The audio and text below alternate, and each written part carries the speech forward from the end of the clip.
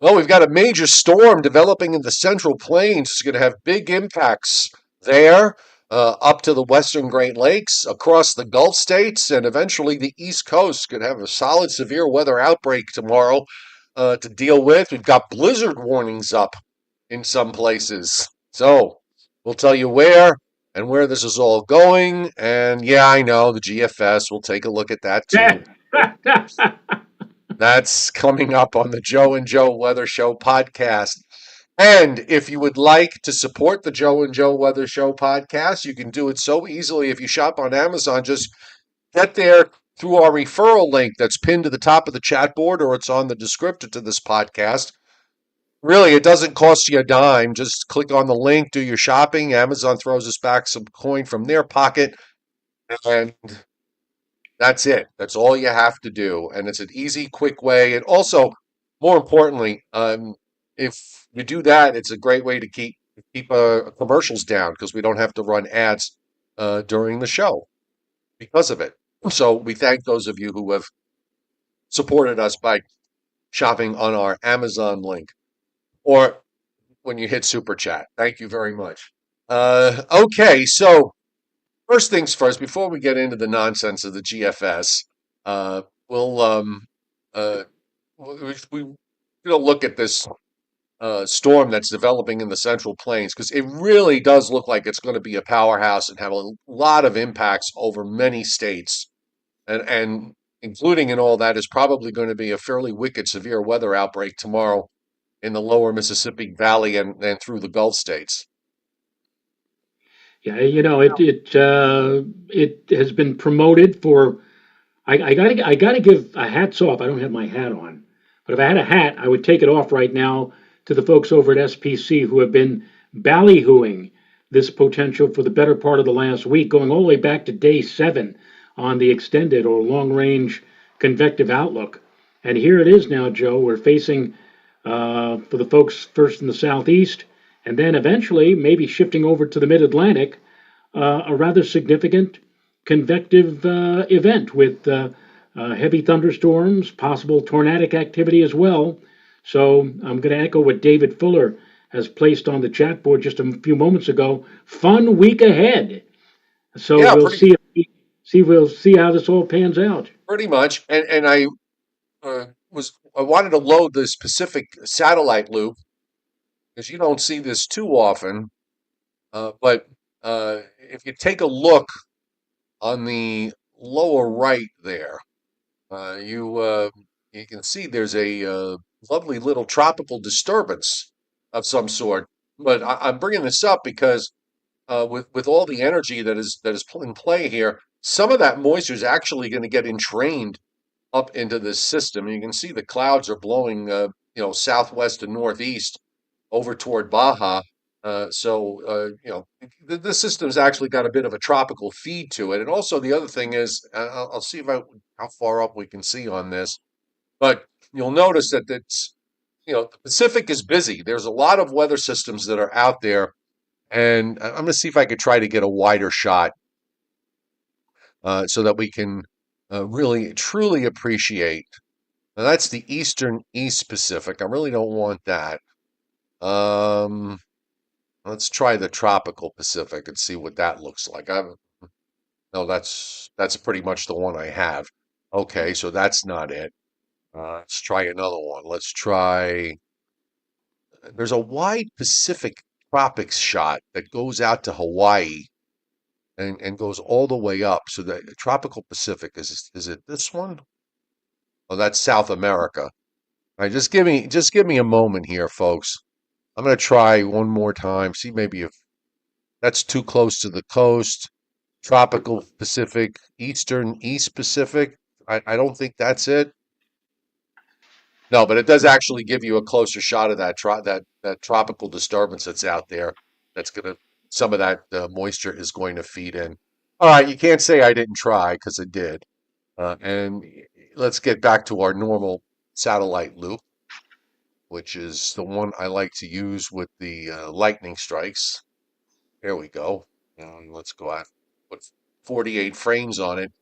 And you can already see the signature on the satellite, what's moving into the planes there. I mean, this is going to be a fairly wicked system here that is organizing, and it is going to go to the Great Lakes. Obviously, we've got cold air in the east. The skies are clear.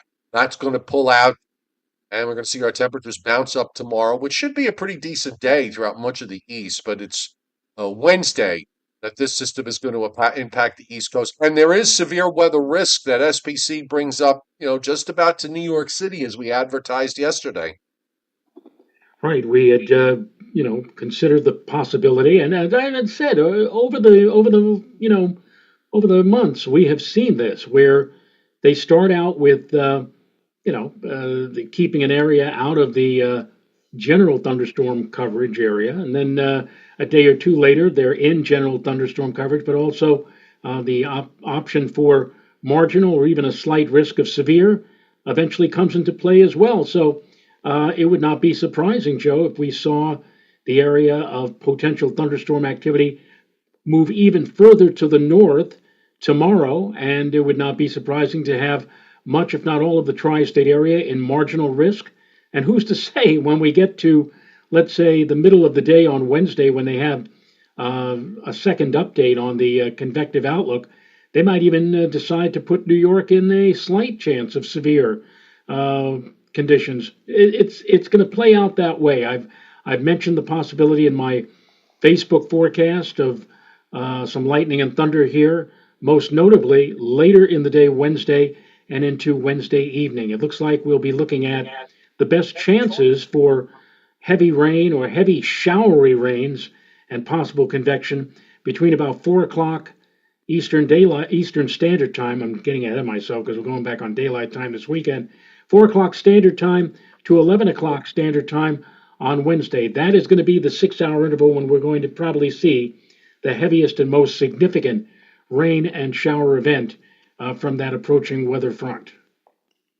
Welcome to everybody on the chat board tonight, and welcome to those of you who are lurking in the background on the Joe and Joe Weather Show podcast. You can lurk Sunday through Thursday at 7:35 p.m. Eastern Time, and the occasional Friday and Saturday when there's a storm around. I am not anticipating that we're going to be on either Friday or Saturday at this time. So subscribe to my YouTube channel, turn your notifications on so you don't miss us. And of course, if you, excuse me, if you like the show, by all means, hit the like button, because when we get to 100 likes, Quasimodo Del Rayo goes and tolls the bells of Notre Dame, and he does that so well. The watches and warnings map, Joe, is very busy with all sorts of things. We've got flood watches up in western and in north central New York, and this is where deep snow cover, because they got deep snow cover up there. It's in feet, many feet in some places.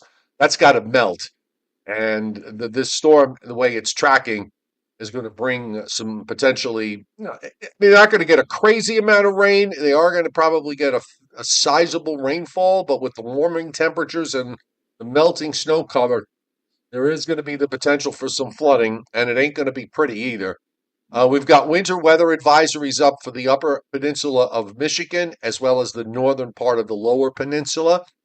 Some winter storm watches up in northwestern Wisconsin, down into Iowa and southern Minnesota. And then we've got blizzard warnings that are up for a few counties in eastern Nebraska and southwestern Iowa, and even a couple of counties in northwest Missouri. We also have blizzard warnings up for central and parts of western Nebraska and even into eastern Colorado. The gold area that you see, I believe, yeah, those are high wind warnings that are up from Nebraska down to Texas. Wind advisories already posted throughout the Gulf states and the lower and middle Mississippi Valley. And I think that's a high wind warning in southern Louisiana. I believe, yes, it is. They have a high wind warning up in southern Louisiana. Some scattered winter weather advisories and winter storm warnings out in parts of the Southwest and in California and the Sierra Nevadas, and also into northern Montana.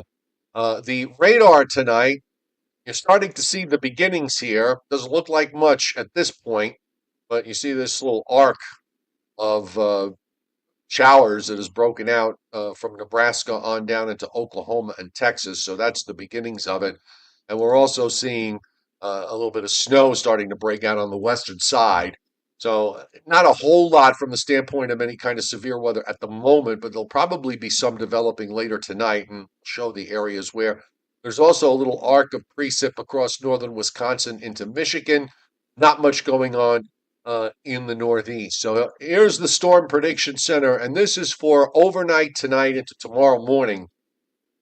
We have a slight to enhanced risk from Texas, from north central Texas into south central Kansas, and an enhanced risk on the also in north central Texas, but closer to the Oklahoma state line, and then on the Oklahoma side. And that comes with a 10% tornado risk, by the way, in that enhanced risk. Now, they've expanded the area for tomorrow. They've expanded the enhanced risk now to cover southeast Oklahoma, northeast Texas, much of Louisiana, a lot of Mississippi, except the northwest, where it's slight risk, and southwest Alabama, southern half of Arkansas. Slight risk covers all of Alabama into extreme western Georgia, southwest Tennessee, and northern Arkansas. Marginal risk pushed up into Missouri. And with this, we have a 10% tornado risk in that hatched area that you see across Louisiana and Mississippi into southwest Alabama. That is a 10% probability for EF2 or stronger tornadoes. So this is Wow. going to this is a pretty solid. I mean, this is a pretty solid outbreak that we're going to see tomorrow. We had one a couple of weeks ago that produced a bunch of tornadoes. I think it was like 22. That number stands in my mind. Um, this one could be every bit as productive from that standpoint. The risk, the 2% risk, even pushes up into Kansas and Missouri. And then when we go to day three, and they have a marginal risk from, excuse me, from Sandy Hook northwest to Buffalo. The slight risk touching southern New Jersey and points south down into Maryland, Delaware, Virginia, except Western Virginia. They're in marginal. The Appalachians in marginal risk. Slight risk running down through central and eastern North Carolina, the eastern half of South Carolina, southeast Georgia, marginal risk down into central Florida. Early with the tornado risk, that'll be up tomorrow in their forecast, but I'm sure we're going to see a 2 to 5% tornado risk being indicated for much of the east for the eastern seaboard. And yeah, I agree with you. I think as long as the warm front makes progress and gets up far enough into upstate New York, I think you could see that marginal risk pushed up at least to the Hudson Valley in southern New England.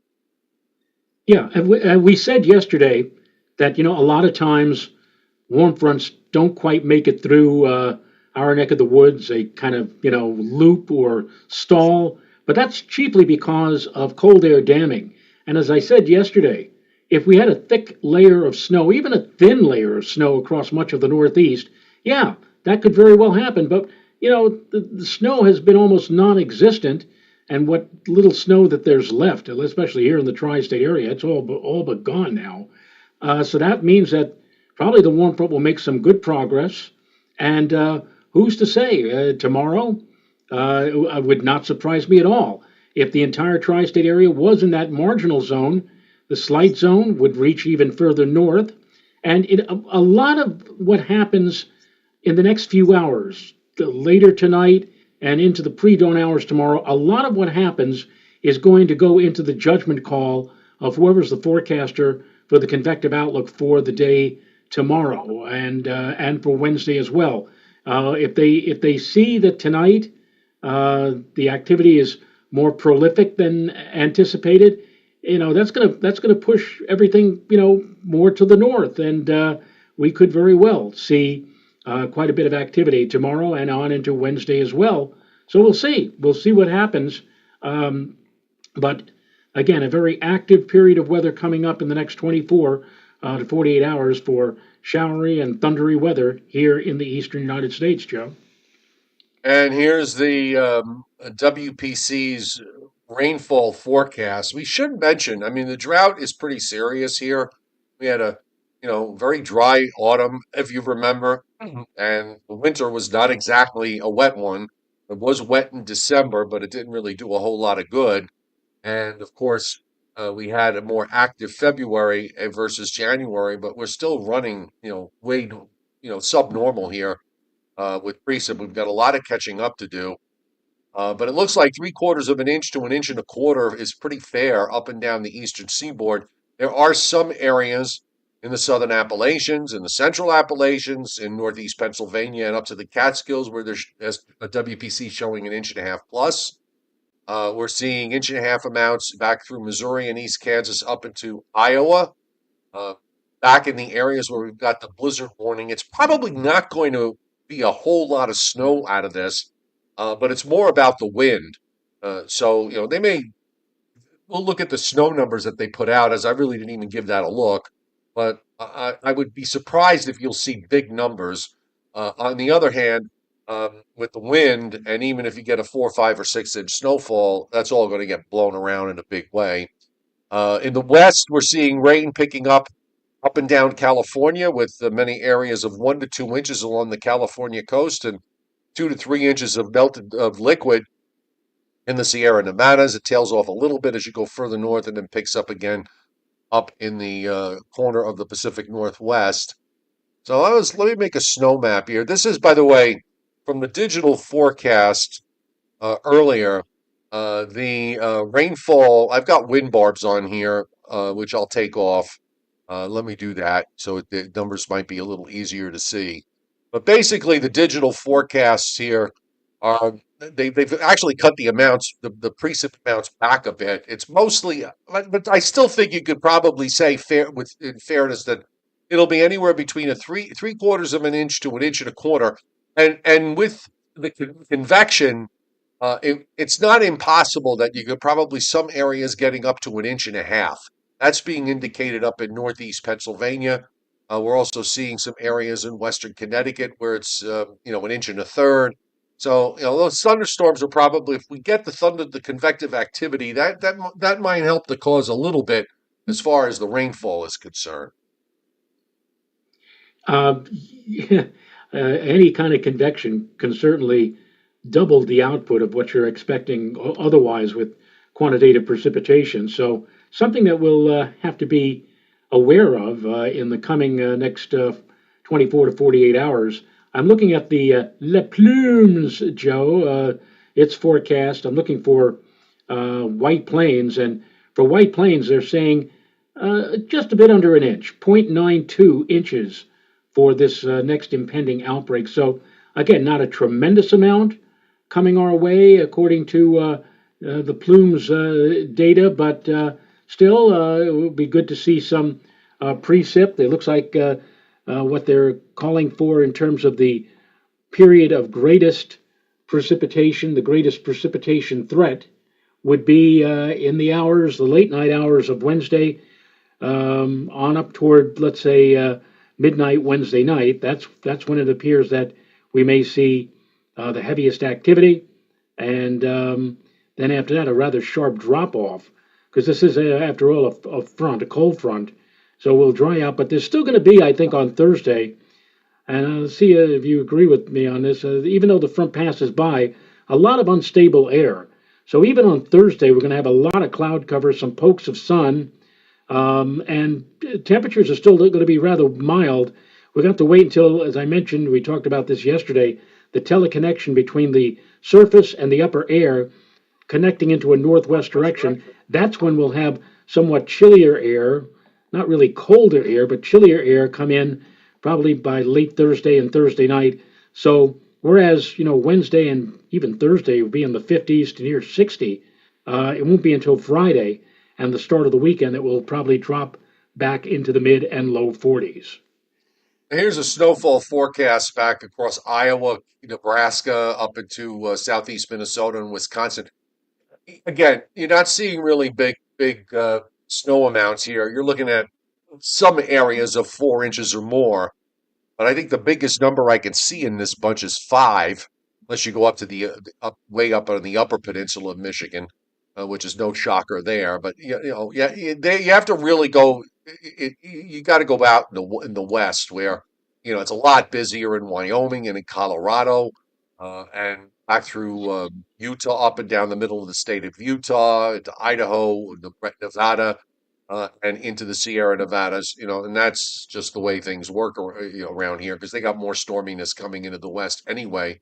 But again, there's not a whole lot of cold air. This is a very intense storm, so it's going to create its own cold air. I always like to call it do-it-yourself cold air. So, maybe those areas are going to squeeze out a few inches or a bit more. Well, that at a 50, 3 inches of snow with a 50-mile-an-hour wind, you're going to blow, you're going to have blizzard conditions here. So let's roll back. We can take a look at the GFS. We can take a look at the European. I mean, there's really it's pretty well a locked up situation here. There's an 87 low tomorrow afternoon in eastern Canada. In eastern Kansas, that deepens to a 9, 81, 82 low, and it goes up into northern Illinois. And you see the squall line that the GFS, or at least the heavy rain that it produces, but there'll be some squall line, at least one squall line of thunderstorms with this moving east through the Gulf states and through the lower Mississippi Valley. And then as we get into Wednesday with the low heading up to Michigan and beyond, of course, now we've got we said about the warm front. I mean, it looks like the warm front's actually setting up to our north. So it's not even a question of the warm front getting by. It's setting up to our north, and we go from a west southwest wind to a south southwest wind on Wednesday, and the gradient gets somewhat tight. So we'll probably, I don't know if it's going to be advisory criteria, but I think, it probably will get windy, particularly if we don't have to worry about a marine layer, which we may not have. And again, you get the front to come through. You can see it sweeping through the southeast, and then the low goes up its merry way into Quebec. The European, the European, I think, maybe illustrates the strength of the thunderstorms here a lot better. And you see how it has this pretty wicked looking squall line there tomorrow afternoon from southern Kansas down into western Louisiana. And it pretty much holds together as it moves through, Mississippi into Alabama.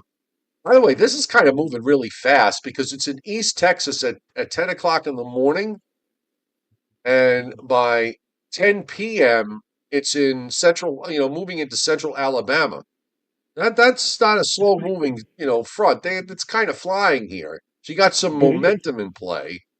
It And then is. the yeah, and then the line kind of, it holds up as it moves through Georgia. Of course, now you're going into the early morning hours, and then it tries to fire up again. It's a little less organized on Wednesday, but there probably will be some clusters of thunderstorms and severe weather there.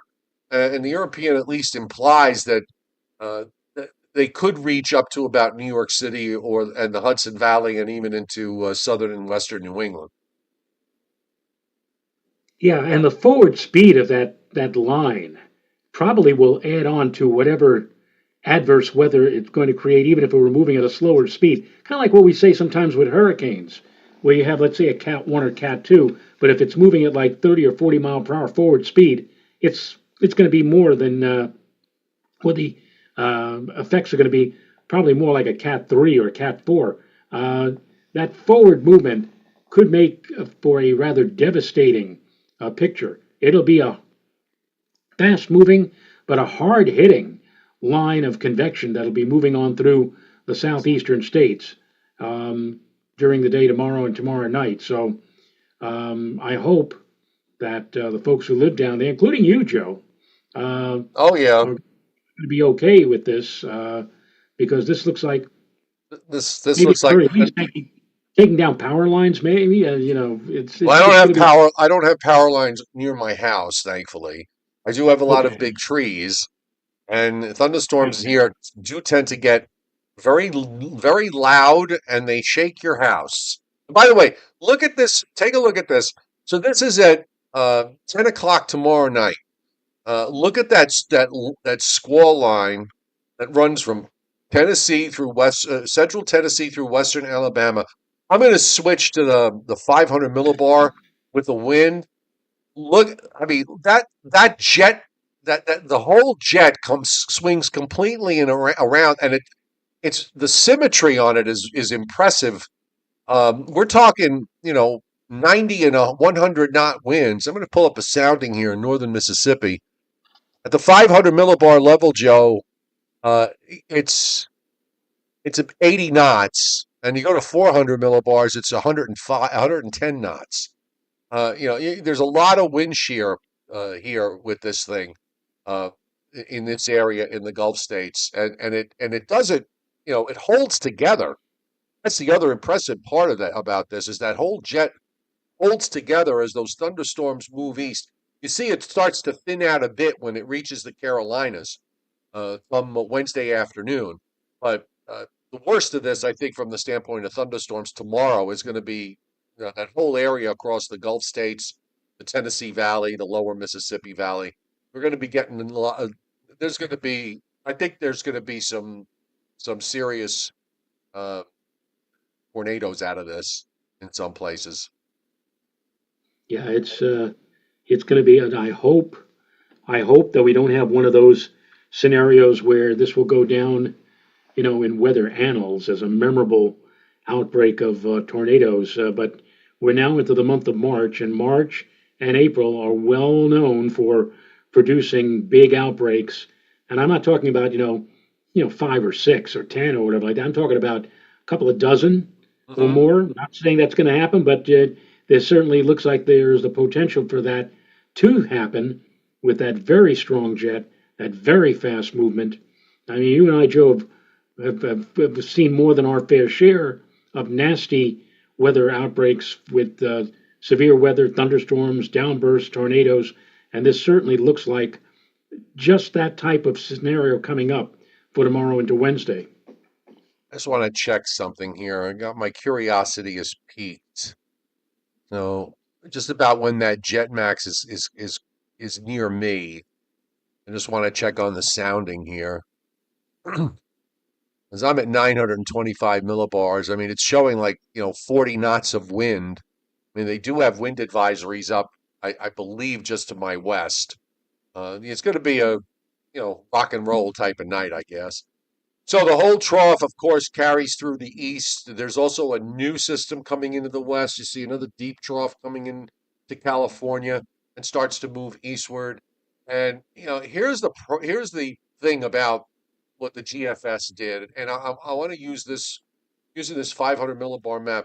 So if you look in the northern part of the jet stream, there really isn't much happening on the European.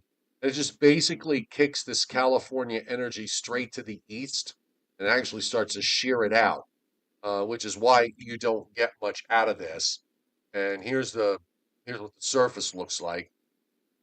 It's got a low way south because there's no, the northern stream is just this, it's a flat northwest flow. You have to, you're going to need to have something in that northern jet stream to hook up with this. And the European and the Canadian, the Icon, really don't do much. You'll notice that on Sunday there's something coming down, from Lake Winnipeg that's moving eastward. But by then, there's the low is which is moving almost straight east along the lower Gulf states, moves off the southeast coast and does what all the storms have done this year, is to go in the east. Now, the GFS, which at the moment stands alone in all of this, uh, has a northern feature that comes down. I want to see it.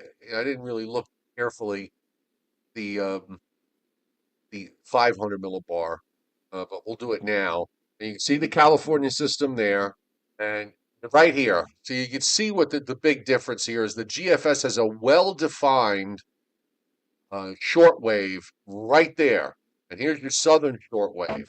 So you move that along, and it lifts that southern system up, vigorous shortwave that it is, and lifts it up, and then you got the northern stream that's coming down. it really goes against every. Let me put it this way, like this. Um, it for this if this were to happen, it would go against what has happened to virtually every storm system since the middle of December. I mean, it just goes again. It would just be a total departure, a 180-degree uh, difference in terms of the upper air and the outcome. So I am, I am highly, highly suspicious of this. Okay. Look, if there were two models, if there was one other model, there was one other model, um, other than the JAMA, the JMA, which I was told has sort of has it. You see how it has that northern trough that comes down and sort of phases with it, and on the surface, it has the normal anomaly, so we could take a look at this. Say on the surface, it's got a low down there in Texas, and then it's got a low in eastern North Carolina, and bombs it out as it goes over toward Nova Scotia. So, uh, if We the did have a European, so aside from the Japanese model, Joe, the GFS has absolutely no support in what it's trying to show. I understand how it does what it does, but you really need to. It just if there had been one or two storms along the way this winter that took a track up the eastern seaboard and climbed up northward, okay, then maybe we can make a better case for it. I just can't do that off of these last two GFS model runs. well, you know, how many days till Sunday? 6. You Yes, know, if we're still seeing this on the GFS on Thursday, then we'll have yes. to then we'll have to talk more about You this. want to But wait till Friday, just to be safe. Yeah, look, well, first things I don't first think. is you got to have the other models show that the GFS is correct in how it's handling the northern stream. The issue is not the southern stream system. That's coming into California from the Pacific, and that's going to happen. It's how it's handling the northern jet. And the other thing is, and I wonder, I'm starting to wonder and thinking aloud. I don't know, if everybody knows, but uh, there are a couple of stations up in Alaska that they are no longer sending up balloons to get observations that they use to feed into the models. So if we got a northern stream system that's coming down, it'd be nice if we had a little more data from up there. But Would it be funny if would it be funny if because of events of the past few weeks that it was decided to fire all those people who normally would launch the balloons at 0 and 12Z across the United States? In other words, no, or maybe like 3 or 4 places in the United States would launch a balloon with radio sondes. All the others, out of business, or all of those other people were just simply let go. So, well, um, and then you'd have to explain to certain individuals why that simply cannot happen. Well, why can't it happen? well, You got how many? You got what? 6 balloons? 6 balloons sounds like a lot to me. the publication The Verge is reporting that that they're going to lay off 50% of the people at NOAA, half the staff, Yeah, well, and that wonderful. they've already canceled NSEP. Uh, they were leasing offices, and they canceled the leases. Uh, so I mean, this is not good.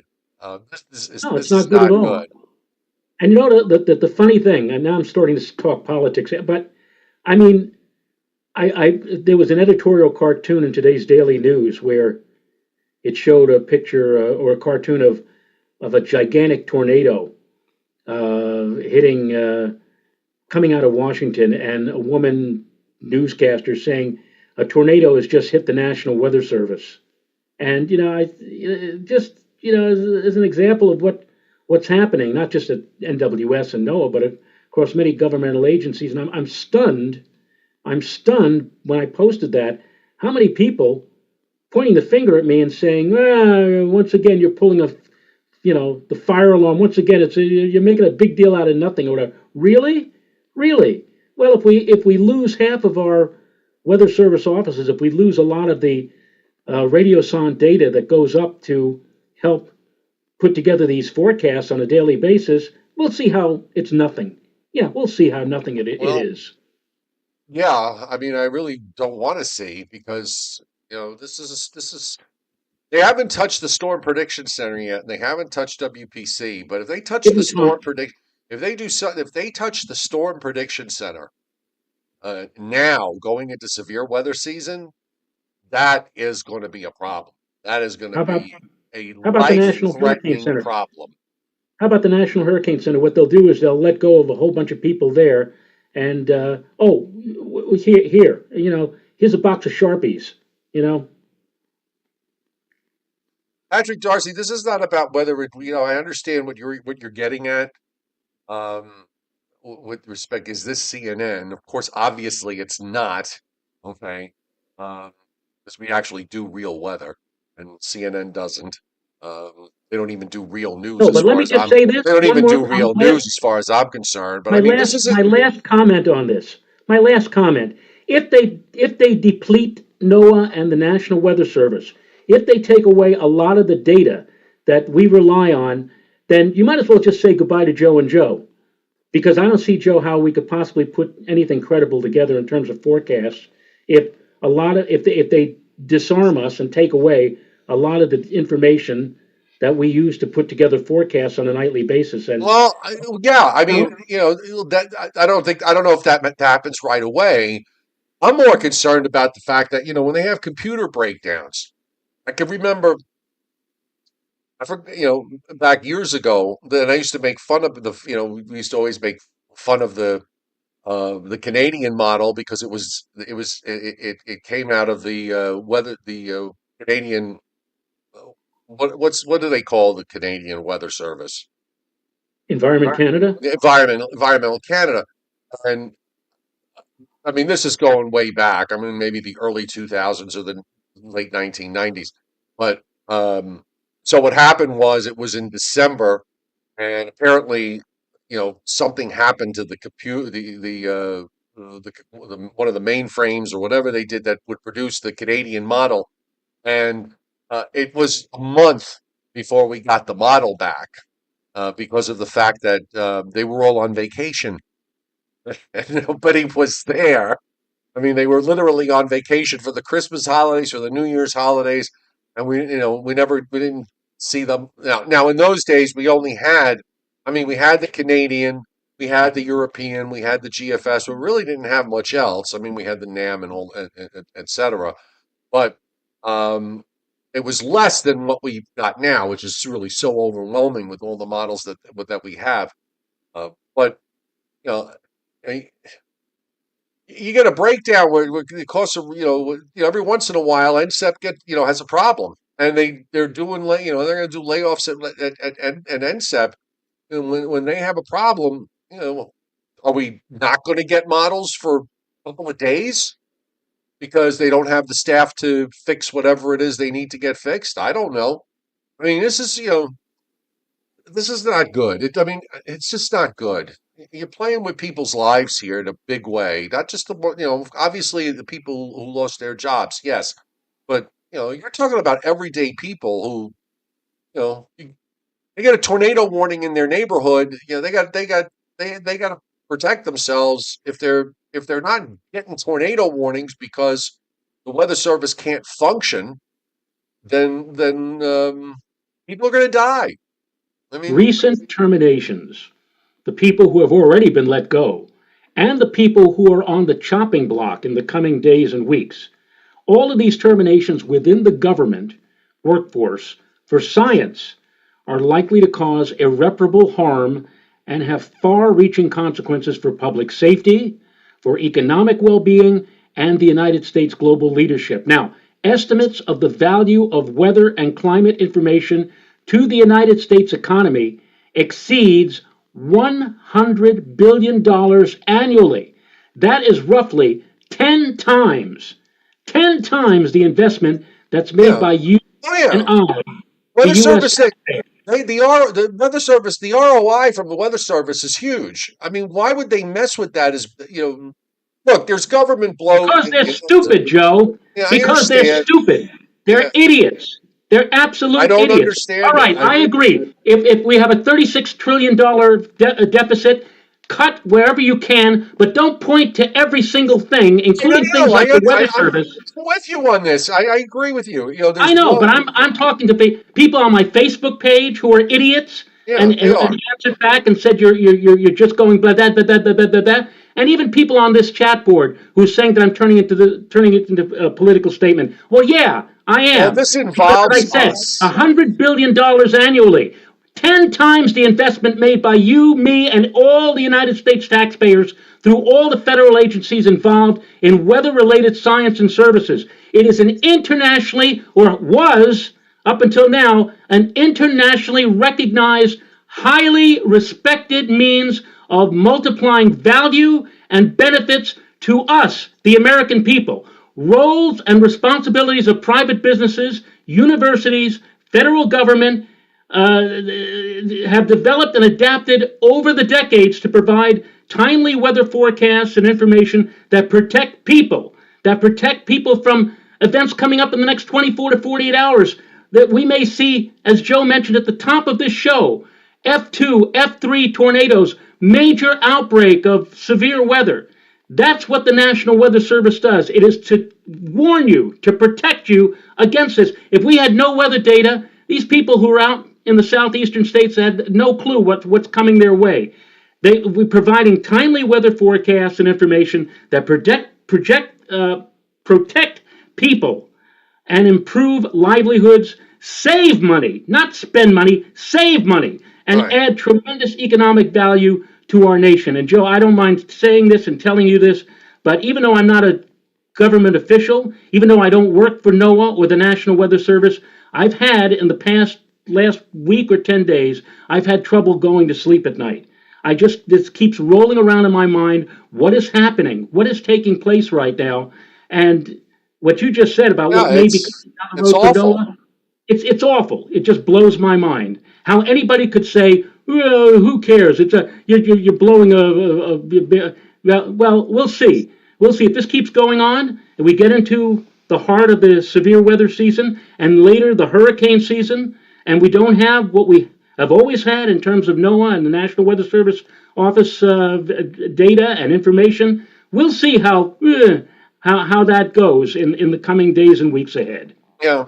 Well, you're right. No, I'm 100% in agreement with you. There's not a single thing you said that I disagree with. This is not. This is not a smart thing to do. Among so many other adjectives I probably could come up with, but it really is. This is not. This is wrong. It's just wrong. Um, but there's nothing you and I can do other than to just do what we do and do it the way we do it, because it's important that we maintain a certain amount of integrity when it comes to how we present our forecasts and information, as opposed to having to deal with uh, the usual suspects on Facebook, who I'm sure are going to be throwing. I mean, I didn't notice that they're throwing up snowfall forecast maps like they always do out in the long range. But this is different. This is definitely different. Uh, we have you know we all know weather service people. Bill Goodman, among others, Tony Gigi, who's retired, and it sucks. It sucks. But let's hope that they I'm come keeping to their quiet. senses. I think I said more than my fair share already. Yeah, So it is. And yeah, and by the way, this is our show, so we can do whatever we want and say whatever we want. Um, unless we find out that after we said it, there's a rush, somebody comes knocking on the door in the middle of the night. But uh, I just this subject matter affects us, so we have every right to speak about it. We have every right to speak about whatever It's a we want. brotherhood. It's Right. a brotherhood. We, Joe and I, have been in this business combined for over 80 years. We've met a lot of people. I mean, some of the people at the National, well, one of the people when I went to college was one of the lead forecasters, Tom Grant. I guess Tom has gone to his reward by now, but I mean, like from that moment on, and others too, that Joe got to know when he interned at the National Weather Service all those years ago, and people who we know now, both in the private sector and also in the government sector. I mean, it's a brotherhood, and when we see some of our brothers getting being shown the door for no apparent reason, no reason whatsoever. They do good hard work. They do important work, and then all of a sudden they find themselves without a job. Even though I'm not in that situation, I still get very very upset, and I'm getting upset because I'm seeing down the road, Joe. Like I said, our the data that we rely on just going away or being reduced to the point where it's not really useful anymore. We'll have to rely on the European or the UK Met or some other place to get our data because everybody will look at the GFS and the NAM and they'll laugh. Oh, what do we deal with that for? They're using little bits and pieces of what they used to have available to them. So anyway, that's Yep. that's that's why. I I posted the link from the article in The Verge. I've just posted that on the top of the chat board. You should read it. And Joe, just messaged you a copy the link to that. It's That was going on my Facebook page so that half of my audience will make the usual snide comments. But you know, what are I you going to know, do? I know. Um, so normally we'd go to Briller Jeopardy, but I think we're going to push it till tomorrow since we got onto this subject matter, which we needed to address. But the next number of weeks are going to be very interesting, and I'm hoping that we do. I try to find the right words to say it because I'm hoping that nothing that they've done winds up costing someone's life. You know, offices that have had people laid off that are that normally would be working during severe weather events are not going to be there. You're going to have one person doing the job of three or four people, and you have that over a course of 8, 10, or 12 hours. Somebody's going to make a mistake, unfortunately, and it will be very costly. And I'm not talking about money either. So, okay. Brandon Doherty, thank you for hitting the tip jar tonight. Really appreciate it. I know I'm a little late saying my thank yous. I want to leave you with this so we can leave on a better note. Tyler Fienga said this, Joe. He made you the pun of the week. Okay. And the pun of the week is if Joe Rayo were a fraction, he would be the perfect Joe ratio. And there you go. And there's your picture. You, you are And in an you are in an isosceles triangle. our dear departed friend Norm Devoskin was the king of puns, and I'm sure that he would enjoy the and you want to know what? It's very ironic. I can't see what you just posted because I have a Hyundai ad on top of me. Oh, there Ah, we go. There we go. Now I see it. there you go. So this was from Tyler Fienga, who's not on the chat board tonight, but he sent this to me about an hour ago, and I thank him for sending me that. So we shared it with everybody. Okay, so for those of you who want a snowstorm on Saturday, you better pray your hearts out that the GFS is correct. And again, that would go against everything that's happened this winter. And I'm not, I'm just not impressed at this moment, but things could change. But we'll see. I don't think they will, but we'll see. And whether they change or whether they don't change, we will be here tomorrow night at the usual time, 7:35 p.m. Eastern. And we'll see you then. All right, everybody. Good night.